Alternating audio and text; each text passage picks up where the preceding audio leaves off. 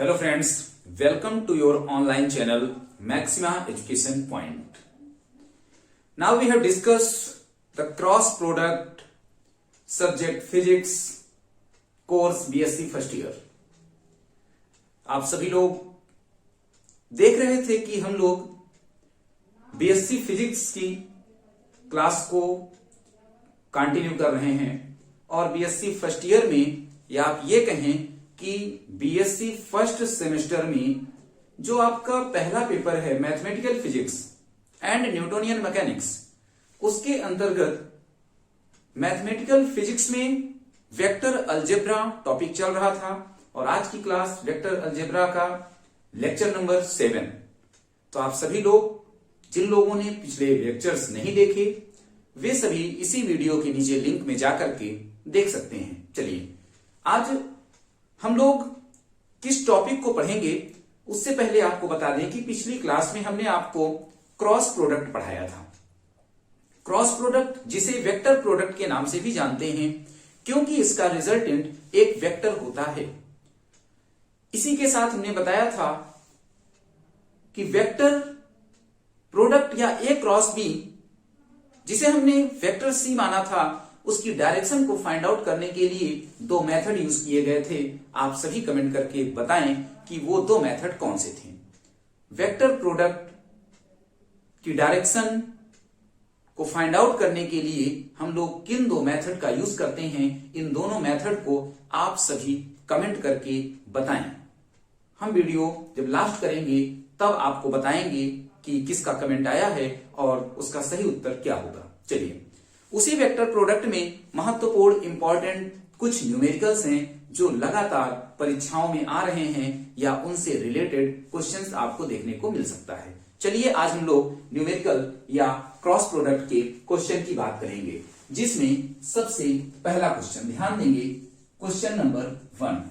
Question number 1 में है if vector A is equal to 3i plus 4j minus 5k and vector b is equal to minus I plus 2j plus 6k, then find a cross b।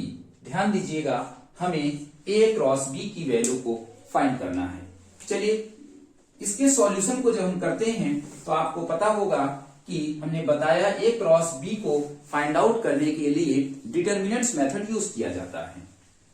जैसे a cross b is equal to, यहां ध्यान देंगे I cap J cap K cap. आप सभी लोग आई जे के क्या होता है इसका भी उत्तर कमेंट में दें। ये आई जे के क्या होता है, सही उत्तर देने का प्रयास करें।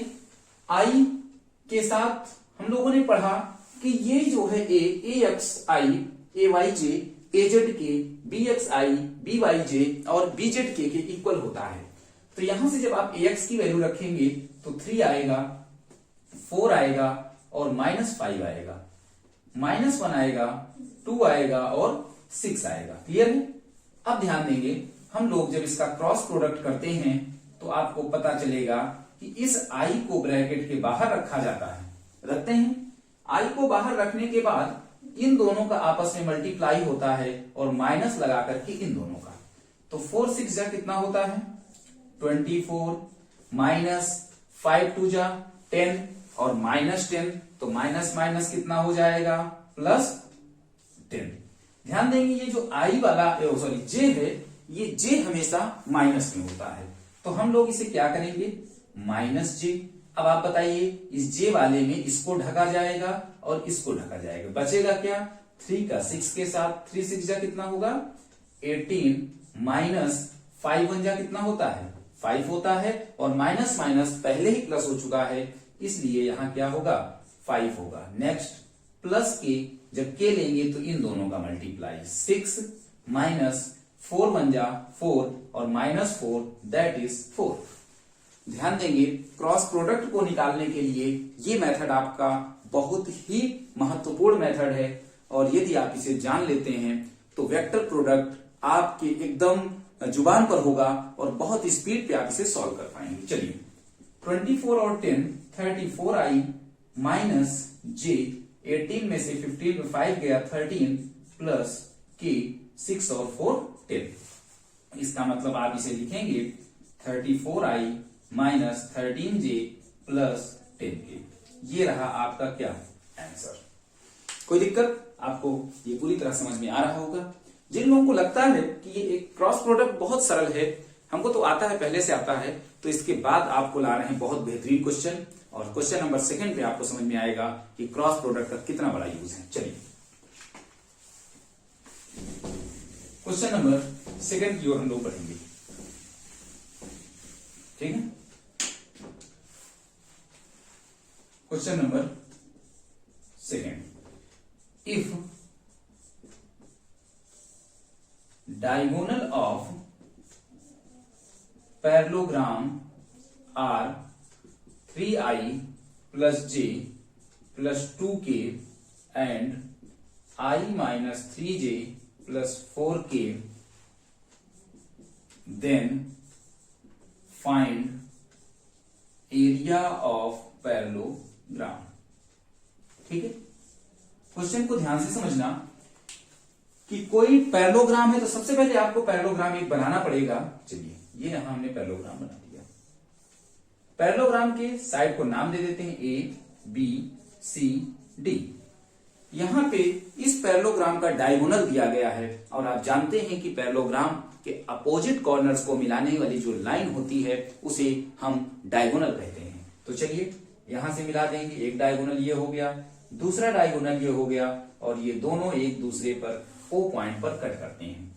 ठीक है, तो देखिए ये जो दिया हुआ है आपके सामने, ये 3i प्लस जे प्लस 2k, ये पहला डायगोनल है। दैट इज हम कहें AC की वैल्यू दी गई है 3i प्लस जे प्लस 2k और दूसरा BD की वैल्यू दी गई है i minus 3j plus 4k। ये बात समझ में आ रही है? आपको क्या निकालना है? आपको निकालना एरिया ऑफ पैरेललोग्राम। आप बताइए इसमें ट्रायंगल कितने हैं? 1 2 3 4। चारों ट्रायंगल आपस में इक्वल हैं। यदि हम एक ट्रायंगल का एरिया निकाल लें और उसको 4 से मल्टीप्लाई कर दें तो पूरे पूरे पैरेललोग्राम का क्या होगा?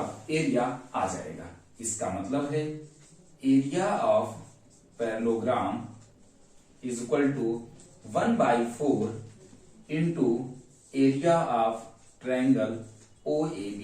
देखिए OAB जो ट्रायंगल है आपके सामने, ये वाला, इस ट्रायंगल का एरिया निकाल लिया जाए और उसमें कितने का कितना एरिया ऑफ OAB और ये आपका 1/4, ये 4 हो जाएगा। 4 से क्या होगा? मल्टीप्लाई हो जाएगा। यानी कुल मिला करके यदि इसे आप इक्वेशन 1 मान लें और OAB का एरिया निकाल लें तो हमारा आंसर आ जाएगा। क्लियर है? अब ध्यान दीजिए यहाँ पे एरिया ऑफ OAB, उसके लिए सबसे पहले आप बताइए AC की वैल्यू आपको पता है। यदि आपसे AO पूछा जाए, क्या पूछा जाए? AO, तो AO का मतलब है या OA का मतलब है हाफ ऑफ AC होगा। यहां से हाफ ऑफ AC का मतलब half 3i plus j plus 2k और दूसरा जो है AO आपने निकाल लिया तो OB भी निकाल सकते हैं। OB का मतलब half of BD that is half I minus 3j plus 4k हो जाएगा। कोई दिक्कत नहीं। चलिए अब area of triangle, area of triangle OAB, ये छोटा वाला ट्रायंगल, इसका मतलब है, इसका फार्मूला आप क्या लगाएंगे? Half base into height. ये राइट एंगल पर कट करता है तो बेस का मतलब है AO इंटू OB। ठीक है, AO इंटू OB। अब ध्यान दीजिए यह एरिया ऑफ डिस है, यानी कि यदि हम इसे ले जाकर के समीकरण 1 में पुट कर दें तो आपका क्या आ जाएगा? Area of parallelogram equal to 4 into 1/2 और इंटू में जो होगा वो क्या होगा? इंटू में आपका हो जाएगा AO क्रॉस OB। क्लियर है? यहां से 2 से 2 कटेगा, आ जाएगा 2 AO क्रॉस में OB हो जाएगा। AO का मान यहां दिया हुआ है, क्या होगा? ये हो जाएगा 2 AO का मतलब है 1/2 और कितना AO कहाँ ये है 3i plus j plus 2k और क्रॉस में फिर 1/2 और i minus 3j plus 4k। इतनी बात समझ में आ गई। यहां से आप 1/2 क्या करेंगे कॉमन लेंगे। जब आप यहां से 1/2 कॉमन लेंगे तो क्या बन जाएगा 2 इंटू 1/2 क्या बनेगा 2 इंटू मल्टीप्लाई है तो 2 जा कितना हो जाएगा ये 4 हो जाएगा और यहां बचेगा 3i plus j plus 2k cross में i minus 3j plus 4k बनेगा। ये कटेगा 1/2 3i plus j plus 2k cross में i minus 3j plus 4k बन जाएगा। ठीक है। यदि आप इसमें इस दोनों का क्रॉस निकाल लें तो ये आंसर क्या होगा आ जाएगा। ठीक है ना। क्योंकि देखिए AO का मतलब है AO का मान आपने कहां पे निकाला था देखिए 3i plus j plus 2k 1/2 यहां हो गया। इन दोनों का मल्टीप्लाई 2 जा 4 हो जाएगा अर्थात ये 1/2 बने। चलिए इनका क्रॉस निकाला जाए तो 1/2 पहले बाहर रहेगा i j k 3 1 2 1 माइनस 3 4 कितना आएगा देखिए i को जब आप बाहर रखेंगे तो 4 1 जा 4 और 3 2 जा 6 माइनस प्लस 6 माइनस j 3 4 जा 12 माइनस 2 प्लस k माइनस 9 और माइनस 1। ठीक यानी कि 1/2 10i minus 10j minus 10k। आप बताइए यहां से 2 से अगर हम डिवाइड कर दें तो कितना आ जाएगा 5i minus 5j minus 5k। ये आ गया क्या एरिया ऑफ पैरेललोग्राम। लेकिन एरिया ऑफ पैरेललोग्राम में हम लोग ये जो भी आंसर आता है उसका मॉड निकालते हैं। क्या निकालते हैं मॉड निकालते हैं। इसका मतलब जो असली में आपका आंसर होगा वह क्या होगा रूट में 5 में स्क्वायर माइनस 5 में स्क्वायर माइनस 5 में स्क्वायर तो कितना हो जाएगा 25 25 25। सही आंसर होगा अंडर रूट 75। एरिया है तो वेक्टर यदि किसी यूनिट में देगा तो आप यूनिट आगे यूज कर सकते हो अदरवाइज ये आपका आंसर क्या होगा सही होगा। आप इसे नोट डाउन करिए। चलिए मिटाते हैं। जहां पे आपको बात नहीं समझ में आ रही है आप सभी कमेंट करके बता सकते हैं। चलिए क्वेश्चन नंबर अगला। जब आप नेक्स्ट क्वेश्चन की ओर बढ़ेंगे तो क्वेश्चन नंबर 3 है if a is equal to 2 b is equal to 7 a cross b is equal to 3i plus 2j plus 6k find angle between a and b। ध्यान दीजिए इसे। आपके सामने यहां दिया हुआ है कि मॉड a की वैल्यू 2 है मॉड b की वैल्यू 7 है a क्रॉस b में ये वेक्टर दिया है तो a और b के बीच कितना एंगल होगा। सबसे पहली बात यहां पे मॉड है यहां मॉड नहीं है तो हम लोग सबसे पहले इसका क्या निकालेंगे मॉड निकालेंगे। मॉड मतलब मैग्नीट्यूड। चलिए a क्रॉस b का मॉड आ जाएगा अंडर रूट 3 का स्क्वायर प्लस 2 का स्क्वायर प्लस 6 का square 9 plus 4 plus 36 that is 49 that is कितना हो जाएगा 7 आ गया। अब आप जानते हैं कि a क्रॉस b का mod equal to mod a mod b और साइन थीटा होता है। यहां से आप साइन थीटा की वैल्यू निकालेंगे तो a क्रॉस b का mod upon mod a mod b हो जाएगा। इसका मान कितना है 7 अपॉन में 2 इंटू 7 से 7 कटेगा 1/2।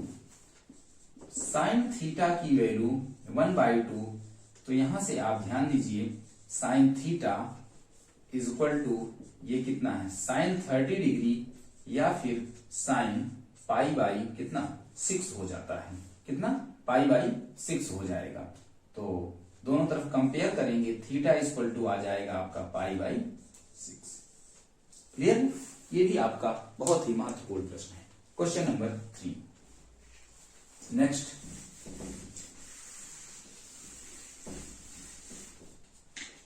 Question number 4। Find lambda if vector A is equal to I plus lambda j plus 3k, B is equal to 3I plus 2j plus 9k are parallel to each other। ध्यान दीजिए यहां दो vector दिए गए हैं, पहला vector और दूसरा वेक्टर। आप पढ़ चुके हैं कि जब दो वेक्टर एक दूसरे के परपेंडिकुलर होते हैं, दैट इज दिस। जब ये दो वेक्टर एक दूसरे के परपेंडिकुलर होंगे तो दोनों का डॉट प्रोडक्ट क्या होता है, 0 होता है। उसी प्रकार से आपने पढ़ा क्रॉस में कि जब दोनों वेक्टर एक दूसरे के पैरेलल होते हैं तो दोनों का क्रॉस प्रोडक्ट 0 होता है। इसका मतलब हमें इसमें क्रॉस प्रोडक्ट की प्रॉपर्टी को यूज करना पड़ेगा। चलिए हम लोग फाइंड करते हैं ए क्रॉस बी आई जे के। अभी तक कमेंट नहीं आया कि ये आई जे के क्या होते हैं और ए क्रॉस बी निकालने के उसके डायरेक्शन को फाइंड आउट करने के कौन से दो मेथड होते हैं, आप सभी कमेंट करें।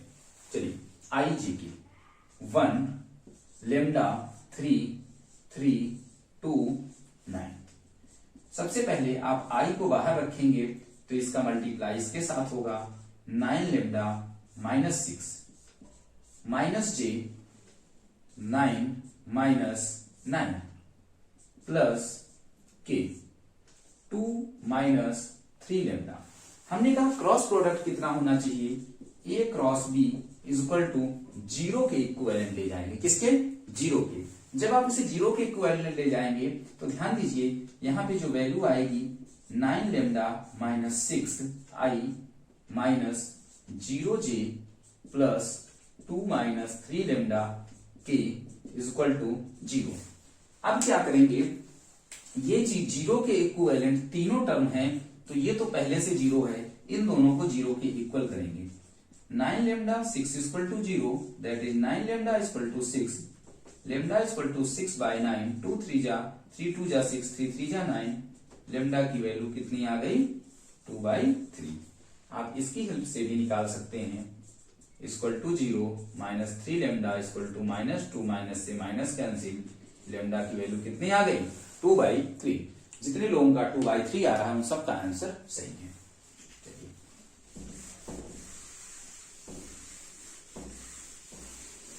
Next question number 5।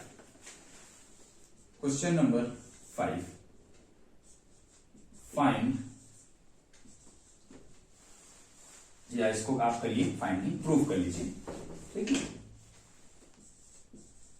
Proof A cross B plus C is equal to A cross B plus A cross सी।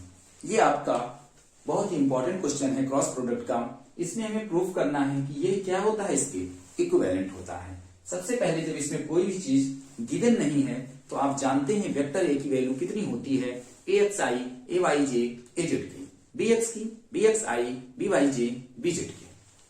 देखिए ए की value A X I A Y J A Z के, उसी तरह बी की value B X I B Y J और B Z के, C की value C X I C Y J और सी जेड के। सबसे पहले हमें क्या निकालना है, बी प्लस सी।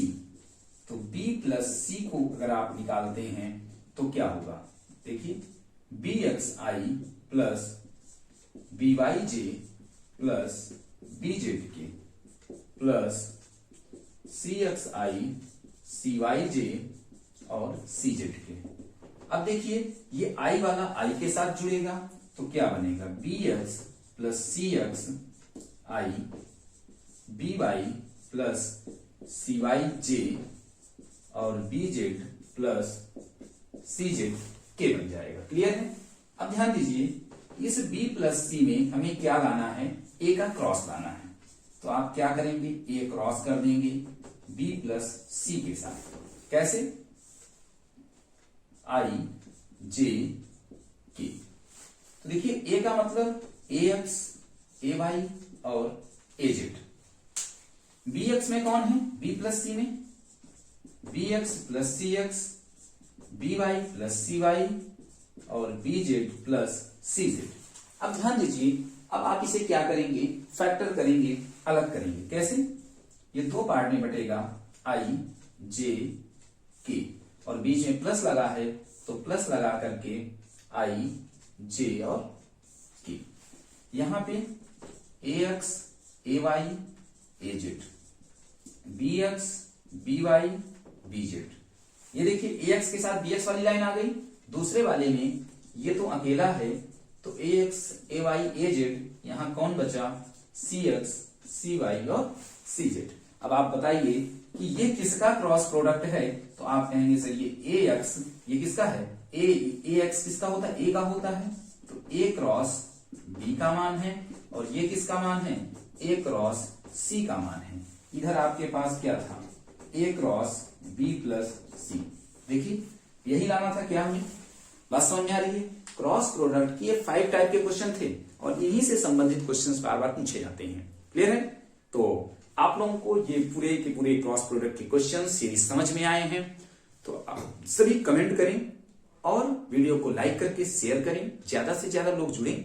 इसके बाद हम लोग अगली क्लास को, अगले टॉपिक को अगली क्लास, अगली वीडियो में पढ़ेंगे। तब तक के लिए धन्यवाद। Thank you. Have a nice day.